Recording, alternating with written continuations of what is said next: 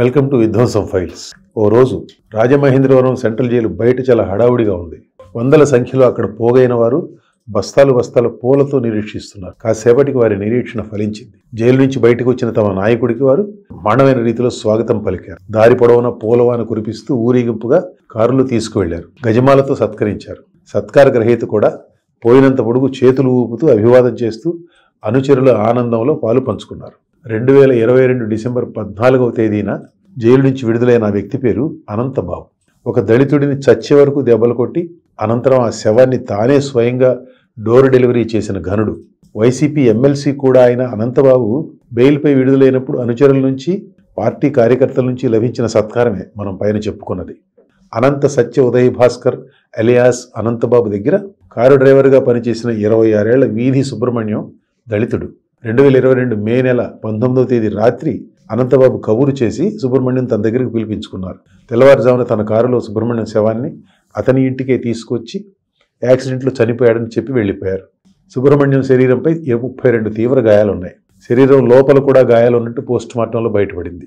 పోలీసులు అనుమానాస్పద మృతిగా కేసు నమోదు చేశారు. సుబ్రహ్మణ్యం మృతి సంచలనం సృష్టించింది. 7 డోర్ డెలివరీ అంటూ సోషల్ మీడియా హోరెత్తిపోయింది. 3 రోజుల వరకు పోలీసులు పట్టించుకోలేదు. అనంతబాబు ఎంచక్క పెళ్లిళ్లకు పేరంటాలకు తిరుగుతుంటే అతన్ని అరెస్టు చేయరేమిటన్న ప్రశ్నకు తప్పు చేయలేదన్న ధైర్యంతో తిరుగుతుండొచ్చు అని విద్యామంత్రి బొత్స సత్యనారాయణ సమాధానం ఇచ్చారు. దళిత సంఘాలు, ప్రతిపక్షాలు పెద్ద ఎత్తున ఆందోళనకు దిగడంతో చివరికి పోలీసులు తప్పనిసరి అనంతబాబు నిందితుడిగా హత్య కేసు నమోదు చేశారు. వైసీపీ అధినేత జగన్కు పాత తూర్పుగోదావరి జిల్లాలో అనంతబాబు చాలా కావాల్సిన మనిషి. ఆయన పోయిన రెవెన్యూ షీట్ను వైసీపీ అధికారంలోకి రాగానే ఎత్తివేశారు. ఆపై డీసీసీబీ చైర్మన్ చేశారు అనంతబాబును.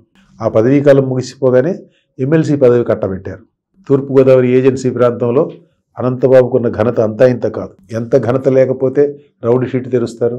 అంత ఘనుడు కాబట్టే జగన్మోహన్ రెడ్డి అనంతబాబును హక్కును చేర్చుకున్నారు. అనంతబాబు తండ్రి చక్రారావు ఏజెన్సీని చెరబట్టినవాడిగా పేరుగాంచిన వ్యక్తి. 1986లో నక్సలైట్లు అతన్ని కాల్చి చంపారు. ఆ తండ్రి వారసుడే మన హీరో. అనంతబాబు క్రిమినల్ రికార్డు మంచి మసాలా సినిమాలో విలన్ను గుర్తుకు తెస్తుంది. కలప, గంజాయి, రంగురాళ్లు ఇలా ఒకటేమిటి, ఎందులో చూసినా అనంతబాబు ప్రమేయం లేకుండా ఏజెన్సీలు ఏది కదలదని ప్రతీతి. ఏ ఆడదాని మీదైనా అనంతబాబు కన్నుపడితే ఇక అంతే సంగతి అని చెప్పుకుంటారు. అలాంటి అనంతబాబు సుబ్రహ్మణ్యం హత్య విషయంలో బుక్ అయిపోవడం ఓ పెద్ద మిస్టరీ. అతనిని అరెస్ట్ చేసిన తర్వాత కాకినాడ ఎస్పీ రవీంద్రనాథ్ బాబు మీడియా ముందుకు వచ్చి చక్కటి కథ చెప్పారు. సుబ్రహ్మణ్యం ఎక్కడో కూర్చొని మద్యం సేవిస్తుంటే అనంతబాబు వెళ్ళి కారు ఎక్కించుకున్నారట. తనకు ఇవ్వాల్సిన 20,000 రూపాయల బాకీ గురించి అడిగారట. మద్యం మానేస్తే మళ్ళీ డ్రైవర్గా తీసుకుంటానని చెప్పారట. ఈ మందు మానమన్న దగ్గర సుబ్రహ్మణ్యం ఎదురు తిరిగాడట. దానితో అనంతబాబు అతన్ని ఒక దెబ్బ కొట్టాడట. అదాటుగా తగిలిన దెబ్బ సుబ్రహ్మణ్యం కింద పట్టడంతో తలకు గాయమై చనిపోయాడట. దానిని యాక్సిడెంట్గా చిత్రించాలని నిర్ణయించిన అనంతబాబు కర్రతో సుబ్రహ్మణ్యం శవాన్ని కొట్టాడట. మరి సుబ్రహ్మణ్యం ఒంటి మీద గాయాలు ఎందుకున్నాయని ప్రశ్న తలెత్తుంది కదా, అందుకనమాట ఆ కొట్టిన కథ. సుబ్రహ్మణ్యం హత్య కేసులో కాకినాడ పోలీసులు సాగించిన దర్యాప్తు అన్న పదానికే సిగ్గుచేటు. అనుమానాస్పద మృతిని 3 రోజుల తర్వాత హత్య కేసుగా మార్చిన పోలీసులు నిందితుడు కులాన్ని అరెస్టు మెమోలో కాపు బార్ కొండకాపుగా పేర్కొన్నారు. హతుడు దళితుడు కాబట్టి ఎస్సీ ఎస్టీ అత్యాచారాల నిరోధక చట్టం కింద కూడా కేసు పెట్టాల్సి వస్తుంది. దాని నుంచి అనంతబాబును రక్షించే ప్రయత్నం అన్నమాట అది. ఎస్టీ రిజర్వ్డ్ నియోజకవర్గం రంపచోడవరంలో పోటీకి గతంలో అనంతబాబు నామినేషన్ వేసినప్పుడు అతను ఎస్టీ కాదంటూ ఆ నామినేషన్ తిరస్కరించారు.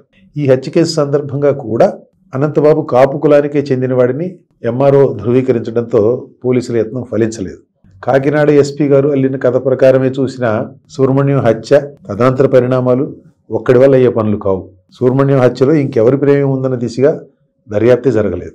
హత్యలో అనంతబాబు భార్య ప్రమేయంపై దర్యాప్తు జరపాలని దళిత సంఘాలు డిమాండ్ చేశాయి. సీసీటీవీ ఫుటేజ్ ప్రకారం హత్య జరిగిన రాత్రి 1 గంటకు అనంతబాబు ఆయన భార్య కారు దిగి ఇంట్లోకి వెళ్లారు. తర్వాత అనంతబాబు ఒక్కడే బయటకు వచ్చి కారులో సుబ్రహ్మణ్యం ఇంటికి వెళ్లారు.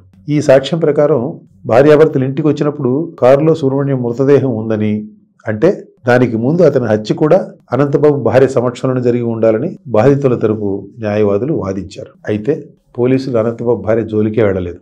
అసలు ఇంతవరకు సుబ్రహ్మణ్యాన్ని అనంతబాబు ఎందుకు హత్య చేసింది తేల్చలేదు. అంటే మోటివ్ ఎస్టాబ్లిష్ చేయలేదన్నమాట.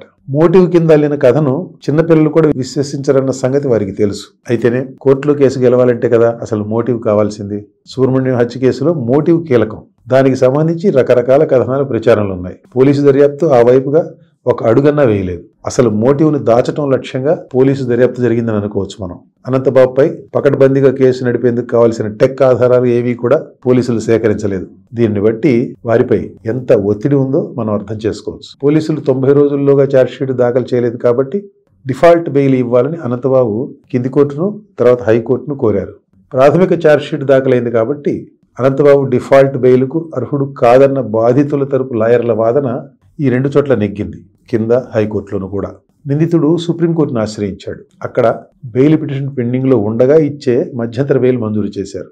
అలా విడుదలైన అనంతబాబును ఆయనకు ఎలాంటి స్వాగతం లభించిందో చూశాం కదా మనం. సుబ్రహ్మణ్యం హత్య కేసును సిబిఐకి అప్పగించాలన్న హతుడి తల్లి వినతిని ఏపీ హైకోర్టు తిరస్కరించింది. డిఫాల్ట్ బెయిల్ పిటిషన్ సుప్రీంకోర్టులో ఇంకా పెండింగ్లో ఉంది. హైకోర్టు ఇచ్చిన గడువులోగా ఛార్జ్షీట్ దాఖలు చేయలేకపోయిన పోలీసులు ఆ తర్వాత కూడా అసంపూర్తిగా ఉన్న ఛార్జ్షీట్ దాఖలు చేశారు. కోర్టు దాన్ని తిరస్కరించింది. పోలీసుల వైఖరి చూసిన అనంతబాబు తల్లి సిబిఐ దర్యాప్తు కోసం హైకోర్టు డివిజన్ బెంచ్ను ఆశ్రయించింది. సుబ్రహ్మణ్యం కేసులో అనంతబాబు అరెస్ట్ అయిన తర్వాత కూడా వైసీపీ నుంచి అతన్ని బయటకు పంపడానికి పార్టీ నాయకత్వం మేనమేషాలు లెక్కించింది. చివరికి పార్టీ నుంచి సస్పెండ్ చేశారు. సస్పెన్షన్పై వైసీపీ విడుదల చేసిన ఏకవాక్య ప్రకటనలో సుబ్రహ్మణ్యం మరణం అని రాశారు, సుబ్రహ్మణ్యం హత్య అని రాయలేదు. ఆ సస్పెన్షన్ కూడా పేరుకే. బెయిల్పై బయటికి వచ్చిన దగ్గర నుంచి అనంతబాబు వైసీపీ కార్యకలాపాల్లో ఎప్పటిలాగే పాలు పంచుకుంటున్నారు. 2023 సెప్టెంబర్లో ముఖ్యమంత్రి వైఎస్ జగన్మోహన్ రెడ్డి తన తాడేపల్లి నివాసంలో నిర్వహించిన ఒక పార్టీ సమావేశానికి అనంతబాబు దర్జాగా హాజరయ్యారు. Business as usual.